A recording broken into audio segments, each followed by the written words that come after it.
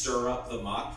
Well, you could stir up a lot of muck with that master cleanse, and that muck ain't exactly like alkaline substances. You know, it's not exactly like stirring up kale residues or something, right? Or lettuce residue. No, it's like really toxic, carcinogenic stuff that we've accumulated in our life, and we have to be very careful with cleansing. And one of the great neutralizers in cleansing is green superfoods, green powdered foods and vegetable juices. So what we really recommend when people do the master cleanse is, okay, you can do that, don't use maple syrup, put that out, put honey in, because honey has enzymes in it. Honey's the highest enzyme food in the world. How many people do that? I mean, honey's #1 in enzymes, period, out of anything in Mother Nature. So you put that in there because the enzyme process helps to break down and break everything up. Put a little Celtic sea salt in there so you get some salts in your diet so you don't go into low blood pressure, which can happen when you're cleansing. And then you get some vegetable juice in on the other half of the day, a celery-based juice of some sort, maybe celery parsley, celery cucumber parsley, celery lemon cucumber parsley, something like that. And then that way you kind of buffer the acidity, because vegetables buffer acidity.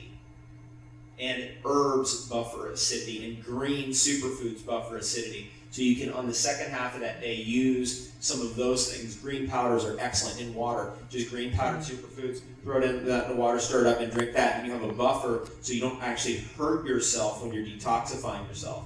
This is actually way more of a significant issue for our generation than previous generations because we're more toxic. We grew up already inside 3 Mile Island. You know, we're already right in the middle of the nuclear disasters that are going on. And so we gotta we gotta be much more careful. A friend of mine, I was talking to him from the UK, and he said, you know, I got an interesting observation I want to share with you. He's been a raw foodist ever since I met him 10 years ago. And he said, I got an interesting observation I want to share with you, and that is people who were raised and actually built their tissues up and were completely in adulthood before World War II are actually much stronger over here than people who were born after World War II. And he said, I've just been walking the streets, I've been noticing that.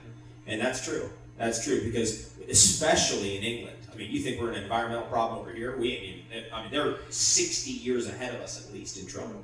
They are in serious trouble on many different fronts. No pure water, no forests left, no natural resources, nothing.